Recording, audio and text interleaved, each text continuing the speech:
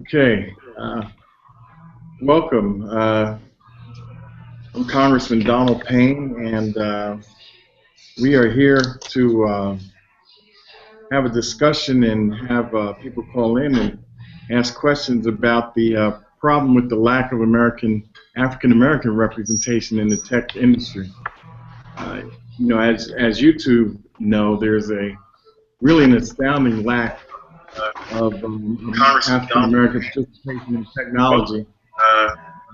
Leading tech companies really hire African Americans and Hispanics with computer science and computer engineering degrees at half the rate that universities produce them.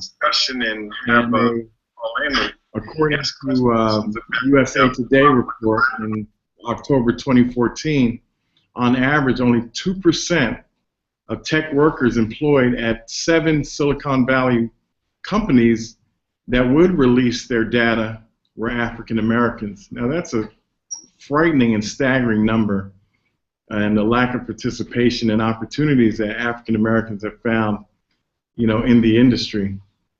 And also within the tech industry, women make up just 25% of computer science professionals, and African American women make up just 4%.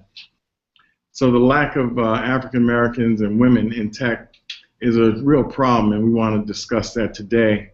You two have been successful in your ventures to this point, so we thought that it would be great to have a conversation with the two of you and see where we're going, where we are, and what we can do to increase those levels.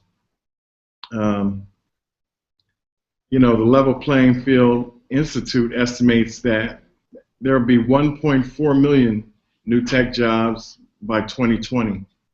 70% of those jobs will go unfilled at the current rate U.S. universities are producing qualified applicants. So there, once again, is a real issue. And we are here at the Congressional Black Caucus want to try to do whatever we can to get the information out, support efforts such as yours throughout the nation, and help closing those gaps. On May 19th, the Black Caucus launched their CBC TECH 2020, an initiative that expands opportunities for African Americans in the technical industry. The initiative aims to bring together tech companies, nonprofits, educational institutions, and governments to increase African American inclusion in the industry. The initiative has 4 principles: transparency, education, training, corporate responsibility and investment, and hiring retention. So with that, I have 2 wonderful guests that have joined me. And why don't we go and let you introduce yourselves. Ladies first.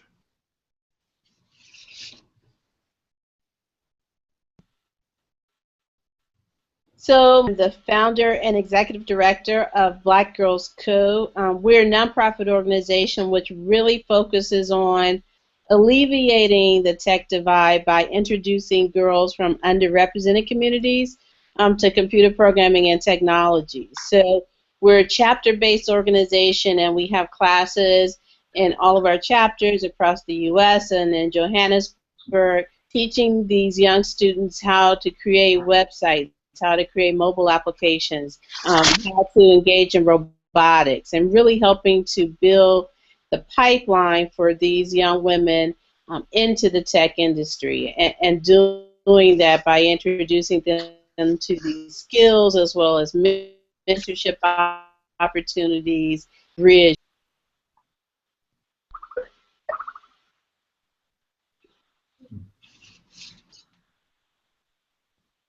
Hello? I think we... Did you hear me, Representative Payne? Yeah, it kind of was going in and out a bit, but we got the gist of it. Let me see. Okay. Let me see if we can.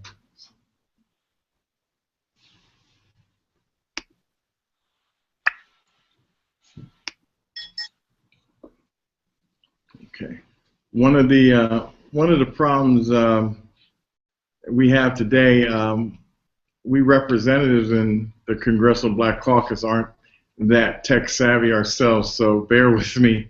This is our first Google chat, and kind of an exploratory for myself. So, Anthony, you want to give us a little on yourself? Yes, sir. Of course, I'm Anthony Frasier. I'm a big fan of Kimberly. That's number one. And then number two, I'm the co-founder of the Phat Startup. And what the Phat Startup is a media company that produces resources for aspiring entrepreneurs, mainly millennial aged, African American or minority entrepreneurs. And what we like to do is create resources online. We do local events. We just did our latest tech conference actually in DC on last Saturday. So, and we're heading to places like Oakland and back in New York City. So I'm looking forward to that. Well, that's great, and I'm proud to say that you hail from the city of my birth and where I lived all my life, Newark, New Jersey. So we're very excited to have you participate. That's right. I met your father when I was a kid. Oh, wow. Yeah, so it's always I didn't know the difference between you two until like years later. I'm like, oh, there's a Donald Payne Jr. Oh, okay.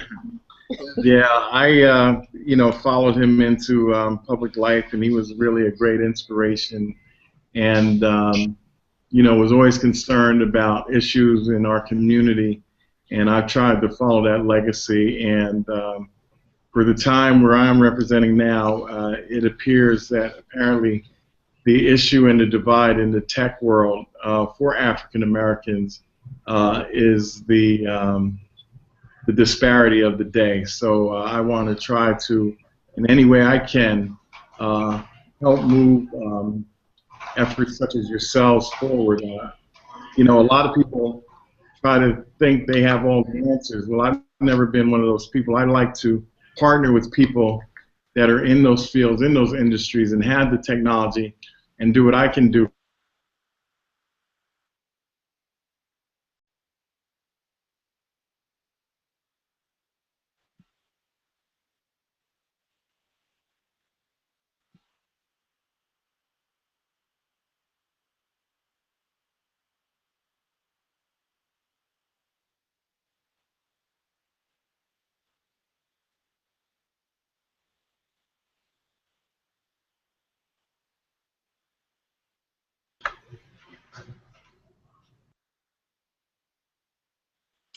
Can you see me? Yeah, we're back now. Great. Okay, so Kimberly, how did you get started in your journey here in technology? My journey in technology started when I was about to graduate, and my guidance counselors really encouraged me to pursue a career or a real career path in engineering, and I chose to go into the field of electrical engineering. Went to Vanderbilt University, received my bachelor's degree there. Also ended up with a minor in computer science and math. So my career path actually many years ago, back when there was a peak of women in engineering fields, started at that point. So I graduated at the end of the 80s and started my career in pharmaceutical industry, spent many years there, and found my way back to the Bay Area into a biotech company, and then started to tap back into the technology training that I had done years and years before.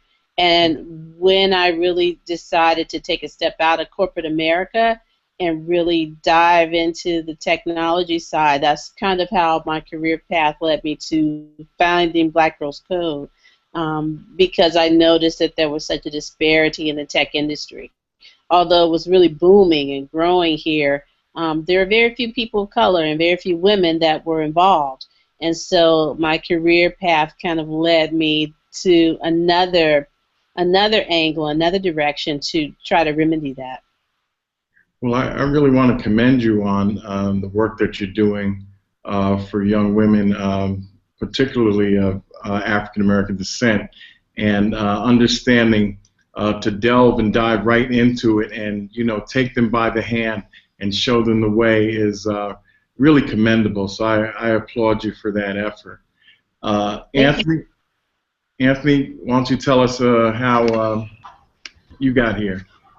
I got into technology. I actually went to Essex County College, and my goal was to transfer, go to NYU for computer science and film.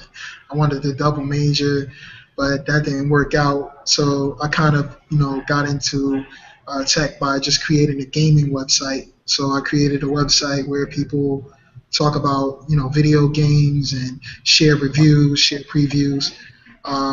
Eventually, I pretty much used the traffic on that website grew immensely, and we were averaging at least 200,000 uniques a month. So I kind of used that as a way to get an internship at a startup that was in New Jersey called Bubbleon, and that's when I got my first entry into the tech industry when I became a business development associate. I learned everything from that point. I see. And so with your experience, can you talk a little about the barriers you see for minorities face to get into Silicon Valley in the tech industry? You said you created an app, a gaming app, and how difficult was that? And what are the barriers to get into these major areas such as Silicon Valley? So, I mean, my barrier was, I think it was two things, right? Of course, I'm not located in Silicon Valley. That's the biggest, part of it. The other was, I'm not in any networks where people can, help me, to get information on how to build a company or what to do next, who would I talk to, how to raise money. Those are the things that a lot of people that come from my background just don't have access to. So, those were the biggest barriers, the network and also, the location. Right. And Kimberly, you're being in the Bay Area, you're a little closer to Silicon Valley. So what are some of the things that you've seen that have been barriers and obstacles for African Americans vis-a-vis that area? I would say the biggest thing that I see is that access to capital. So when we're looking at, the number of women or minorities course of a year is less than 2%, 2 or 3%. So VC capital is kind of like the fuel for the engine in the startup economy, especially here in the Bay Area. So when women and minorities have a lack of access to that capital as a funding source, I see a lot of new entrepreneurs that don't have what they need to support to get their ventures off the ground. And I think a lot of that ties or circles back to what Anthony mentioned about the network. And so having that network that can really get you into those meetings on Sand Hill Road is like very important. And many of underrepresented minorities that I see and that I know don't have that broad of a network, or they don't have the network to get those meetings to actually present their ideas, and they struggle a lot through that initial phase of getting the business up and running. Yeah, obviously the issue you mentioned is a common theme, irrespective of where African Americans find themselves, access to capital. Mm-hmm. And that seems to be the barrier across all industries, startups in tech, entrepreneurs on the ground, retail. And so that is something that we pay close attention to, and it's a common theme. As one of my committee assignments in the Congress is small business. I'm on the Small Business Committee for the House of Representatives. And those are issues that we're looking at. And it's interesting dealing with the SBA. Their definition of a small company is a company that's doing, $1 million, $2 million, $3 million in business, even more than that, and has 100 to 200 employees. Well, you know, for us on the ground, that's a big business. We're talking about mom and pops, startups such as yourself, and so one of the things that I'm trying to work on with the SBA is to see how we help people that fall below that definition of small business and find ways to give them access to capital. You know, in your experience, have these barriers discouraged you at all, Kimberly? Well, from my perspective and the lens that I'm really working from is kind of building that talent pipeline. And I see more so the effects of not having the support and access on those folks that are really the mentors for our students that are kind of building the businesses that they'll be creating in the future. It has necessarily discouraged a lot of the entrepreneurs that I come in contact with, although in many cases it does slow them down. So what I see is that they're often not able to get the traction that they need, but there's no shortage of good ideas in the African American or the Latino or the other communities, even with women entrepreneurs. There are plenty of ideas and plenty of good entrepreneurs. So I don't see the access to capital discouraging these young entrepreneurs from getting it done. However, it may they than they would normally, or they're not able to get the product out to market as quickly as they could. And so I think being able to loosen up some of those forms of capital will help them to build, better, more sustainable, and even larger businesses in a quicker fashion and a more comparative pace to their peers in the industry. So let me ask you now, with your efforts, you're preparing young ladies to go into those fields. Now, is that to continue their education, to go to college with these skills, or is it to go into the industry, or do you pick them up where they are and then help them move forward from wherever they are? We pick them up right where they are. Most of the students that come into our programs have minimal to no coding experience once they come in.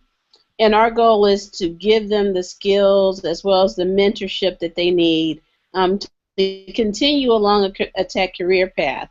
So that may mean going to college and getting a traditional 4-year degree and coming out and working in an industry such as a Google or Twitter, a Facebook, or that may mean, and in many cases we very strongly emphasize entrepreneurship because we really want students to also become the owners and job creators. Right. So we're looking at them becoming the next Anthony Frasier. So Anthony is a role model for our students because he's doing exactly what we want them to do, is to create businesses and to empower other entrepreneurs. So we get really excited about young leaders like Anthony because he's the future for our students, and he's the path that we're hoping that they'll follow as well.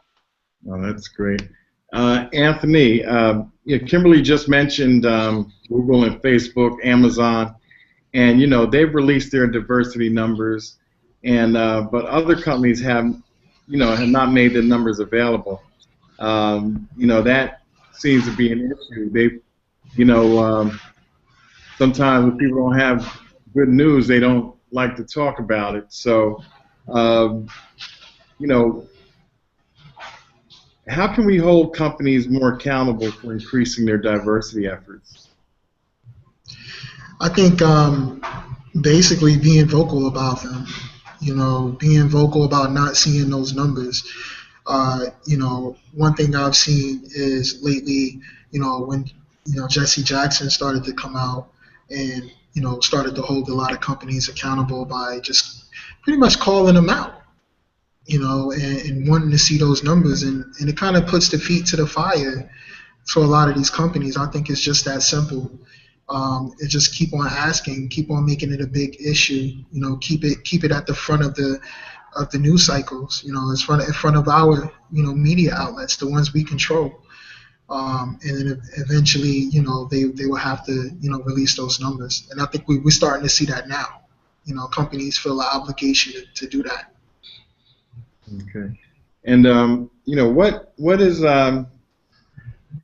some of the best advice that you've received, and what advice would you give young entrepreneurs, Anthony? Some of the best advice I received I received a lot of good advice. I guess the best one is just learning how to look at something like a problem as an opportunity. Sometimes things may not be going your way, and sometimes you might see a company failing, or something bad might happen, but being able to transform that moment into an opportunity is when real luck happens. And I think that's when that's one of the best lessons I've ever learned, is being able to do that, and that's what's helped me in my career so far. And Kimberly, the same question. Like Anthony, I've received so many tidbits of good advice. So there's lots of things, but I think one thing for sure is to not be afraid of failure. So I think a lot of times as entrepreneurs and even as social impact entrepreneurs, we plan and plan and plan and plan and plan again because we don't want to fail. So we want to make sure we cross all the I's and dot all the T's before we take the first step. I think that's probably not a good approach. It's best to get started. Taking that first step, not being afraid of where the next step is going to lead you, but not being afraid to fail and failing very fast and getting up and starting again. I think that has helped us without a doubt to be able to have such a large impact in such a short amount of time is that lack of fear of failure. Okay. Anthony, a local question. We've seen some successes in technical companies relocating to our area. We have Audible.com that relocated their national offices in Newark. I was instrumental in helping Panasonic come to Newark when it was looking around the country. Brooklyn, they were looking at Silicon Valley, they were looking down south in Atlanta. But we were able to talk them into coming to Newark. Do you see Newark becoming a technical hub? Oh, most definitely. Just last year, I wouldn't even be sitting in this place I'm in now. I'm actually in one of the co-working spaces that opened up here called EcoSpace, that just opened up in the last 2 years. We have multiple tech meetup groups, even Google developer group that's here. NJIT is here. Rutgers Business School is here. We have over 40,000 college students in the area right now, and every day there's a new event going down, that's helping people either build to code with Code for Newark. NJIT has the incubator that's housing a lot of different companies. So we're growing at a steady pace. It's slower than other areas, but I think that's only because Newark is different. We can't copy and paste solutions from Silicon Valley or from New York City. We have to come up with our own unique solutions, and that's what we're seeing now in Newark today. And Kimberly, with the work that you're doing with young ladies, how important is it for them aspiring to the technical professionals and the youth who are in STEM to have mentors, and how do you connect them with people to aspire to be like, basically? Well, we place a high priority on mentorship. We think it's one of the core components of our program because it's a term that you can't be what you can't see. So Times I like to revise that you can be what you can't see, but it makes it a lot harder. So being able to put a role model in place that the girls can relate to, and they can see the steps along that path based on that person's journey, makes it a lot easier for them to kind of have the staying power to stick with it. And so for us, we've been very lucky that we have this huge network of volunteers all across the U.S. and abroad. They're probably almost 3,000 strong now that are able to come into our programs when we have our workshops, and they actually do the teaching as well as the advising and mentoring with the girls, like right on the spot.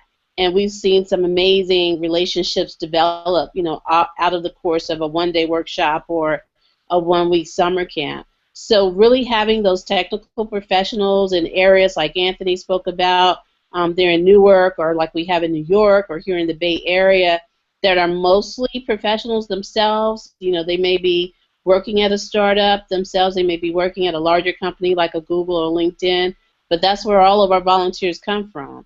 So although there's a very small number of African Americans and people of color in the industry, we found a tremendous response from those that are willing to come back and give back to our program and be mentors for the students.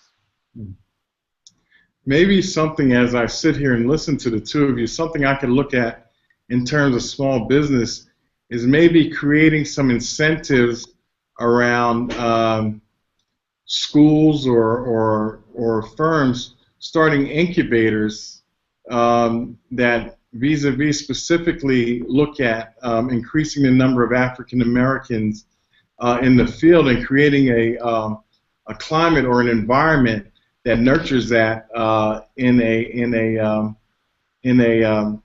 incubator type circumstance. That sounds, as I just sit here and listen to the two of you, that's something that just popped into my head. So, what do you think of that?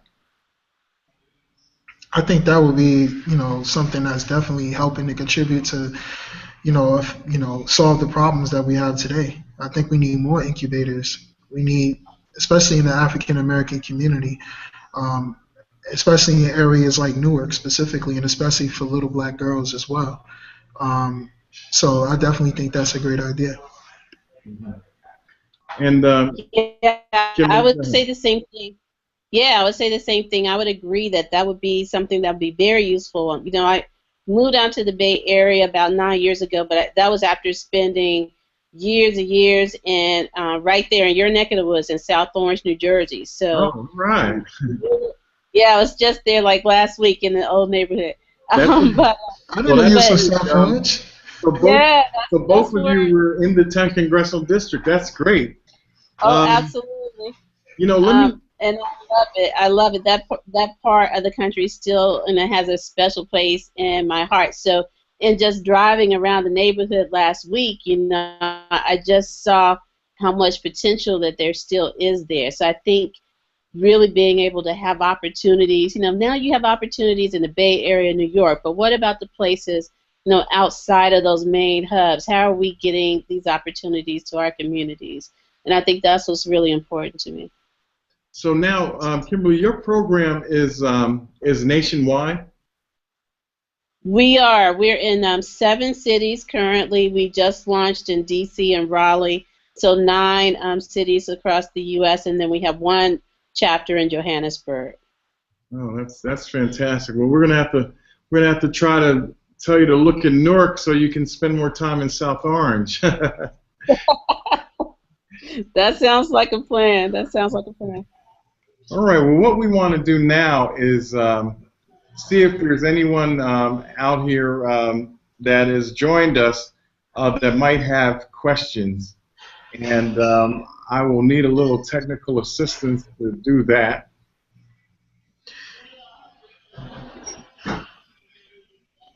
Kimberly, I always thought there was something local about you. I was like, man, I feel like I've seen her before. Yes. No, I loved it. I'm one of those folks that would move back to Jersey in a heartbeat. I just loved it there. Now, where are you from originally, Kimberly?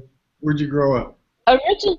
Originally from Memphis, Tennessee. So I grew up in Memphis, went to school in Tennessee, and then I spent, like most of my career on the East Coast. So it's right there in New Jersey. Then moved to Connecticut. Okay. But yeah. All right.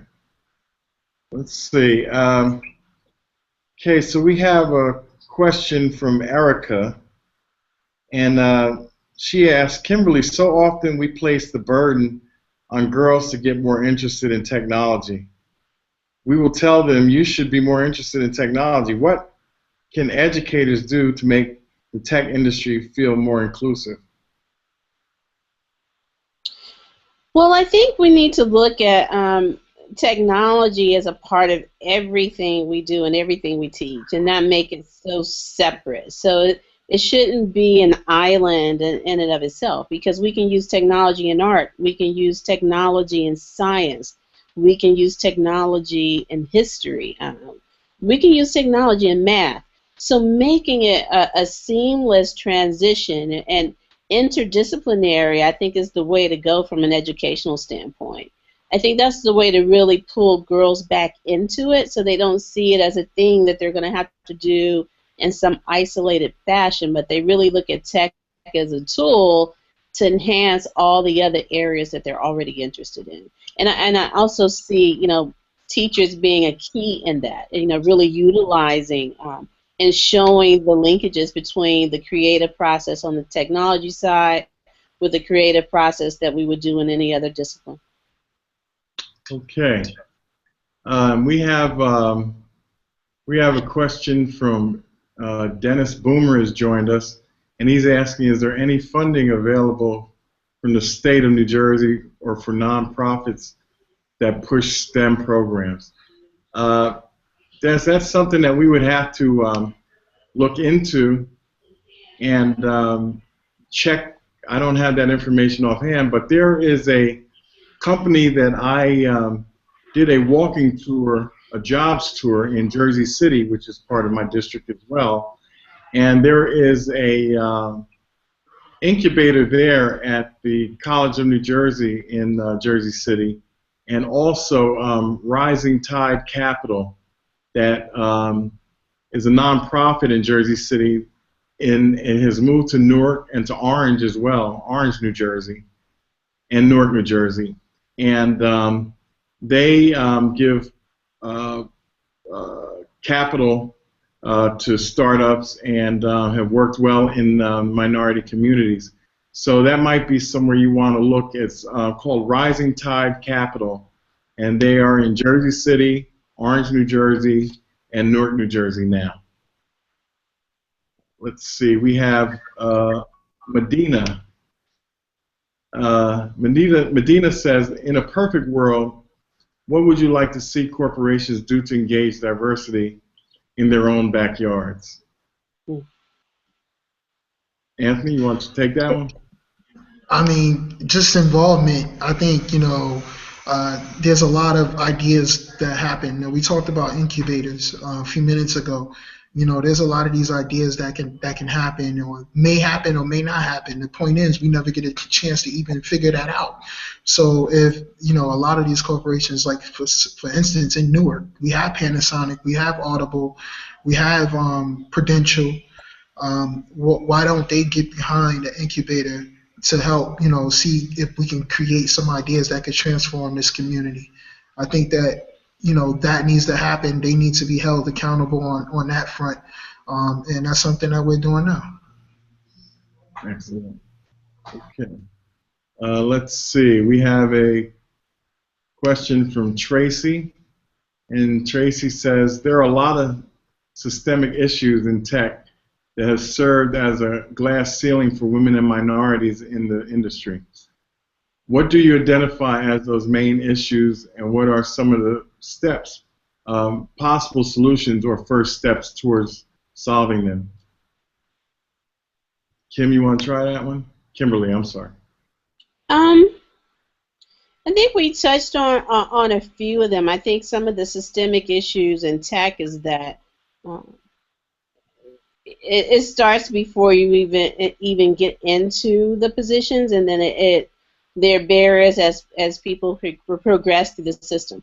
So some of the ways in terms of how tech companies currently recruit and where they recruit from is one of the barriers now that we see as an issue within tech that some companies are looking to address. Because if they only go to the top tier universities, they're only going to find a certain type of engineer. So looking at most of the black engineers that are coming from historically black colleges and universities is one key way to open up funnel to more diverse candidates. I then think there are issues as women in particular progress through organizations in terms of advancement. So looking at ways to make take some of the bias out of how women are perceived in the workplace as well as evaluated in the workplace, and really creating some clear steps towards advancement, I think are some of the things that are going to be needed to actually keep women and people of color in the system, in the organization, even though we're feeding, the attrition rates are extremely high, so we're losing folks once they get through the door. So I think we need to address how we get more in as well as how we keep them there once they enter. Yeah, and I'm glad you mentioned the historically black colleges. You know, we at the CBC have been in a fight this year with the Department of Education in terms of you know, the plus loans situation and funding around families not getting the support from the department, the DOE, and finding families shut out and people not being able to continue their education because of the lack of closing some of these programs that have been the only way for some African American families to make it. And one of their issues was the default rate and what it does to African American families. And Cedric Richmond, who is the member of Congress from New Orleans, you know, was very passionate and, you know, basically told Arnie Duncan that, look, says, if that's the only way that African American mothers are going to get their sons, like my mama did, as he put it, she says they will go into bankruptcy, they will go broke to make sure that their child gets that education and the opportunity that they didn't have. So it's a fallacy and it's a false argument. Any parent is going to do whatever they can to make sure their child has a better opportunity than they did. So we've been fighting with them around the whole issue around African historically black colleges, because we feel there is a move afoot somewhere where there's a disconnection between the DOE and historically black colleges. But that's something also that we can move forward with these large corporations too, to ask them why they aren't looking at engineers from these schools specifically, and that they are prepared just as they are at some of these other schools and uniquely prepared for those jobs. So that's something that we can definitely move forward in and addressing as well. Let's see, we have another question here. Okay, this is from Mark. And Mark says, I think equity-based crowdfunding is so important because a lot of the tech in Newark is based on community building, which will never get funded otherwise. Why hasn't it happened? The crowdfunding issue is something that I'm really just beginning to learn about and get into.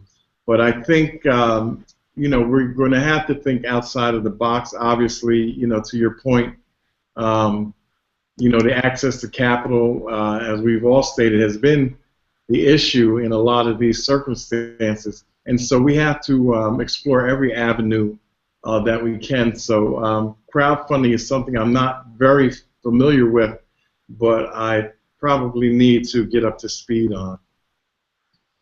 Let's see. We have oh, Mark again. Uh,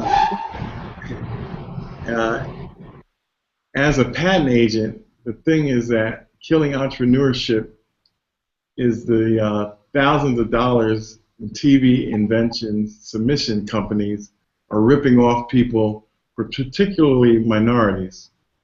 What can be done to educate people that these companies are basically scams? Mm.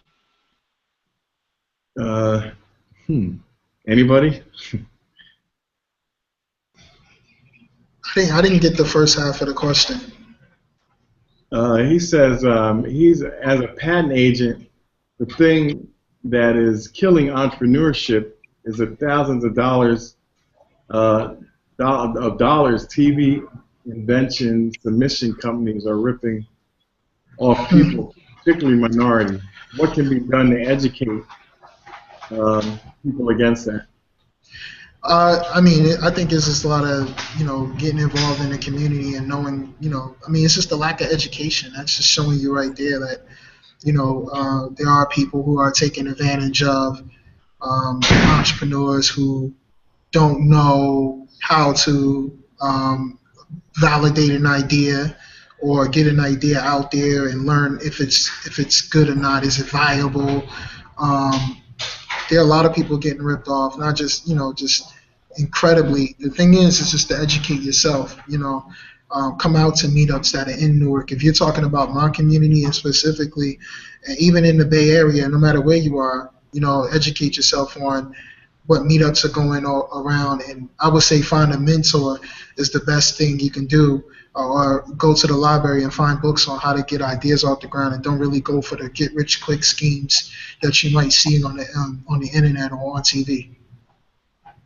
Yeah, and another issue that we discussed in the small business subcommittee is patent trolling, which is a really major issue that companies are ending up having to pay people to just arbitrarily say that you've infringed my patent, and really don't have to have much specificity. And sometimes people feel that it's easier just to pay the fees for them to go away, and it's really something that we're looking into to try to alleviate. Let me see here. We have, let's see, Robert again, and he's asking me, with the launch of the CBC TECH 20, what do we see as the next steps for the CBC with respect to this initiative? Well, as we stated, it was launched on May 19th, and our leader, the Honorable G.K. Butterfield of North Carolina, has a group of us getting together in terms of moving this plan forward. Next steps, I would suggest that you pay attention to the CBC website, and that will give you information on the next steps with respect to that initiative.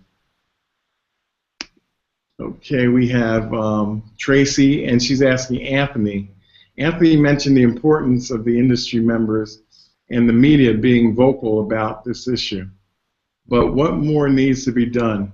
How important a role will government-backed incentives play in helping the tech industry achieve diversity? So as far as the role of the government, I'm a little iffy on that in myself, because and this means no disrespect to you, Congressman, but the government is slow. And entrepreneurship is a fast, agile thing. And I tried to work with the city here on different things, and I think that the government can play a role in, being vocal on their support and maybe putting pressure on a lot of the larger companies in that way. But as far as how involved they can be, that's such a tricky issue, because you really want to move fast as an entrepreneur. You want to fail fast as an entrepreneur, and time is not something that we have on our side. Yeah, that's a very good point. The size of the federal government, the bureaucracy here is slow, and but we continue to try to move forward in identifying ways to move quicker. The president was just going through a whole initiative in terms of trade with Fast Track, and that's one of the tools that he was trying to use in order to expedite things in a better manner. But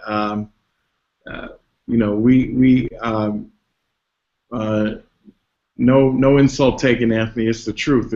The truth is the truth, and the federal government. I think the way we play a part at the CBC is to continue to exert pressure on those companies and continually remind them that they're not doing a good enough job, and when and where we can weigh in, where we have leverage on those companies, we will definitely use it. And there are opportunities that arise in terms of laws that we pass and different things that we can do here that will get their attention and have them understand that this is something important and we are watching. Okay, we have one last question. We're supposed to wrap up, but we will have one last question, and it's from Robert. This question is to the panelists aside. Where'd it go? Uh-oh. Oh, it disappeared. Okay. Let's see. All right. There's one here from Esther.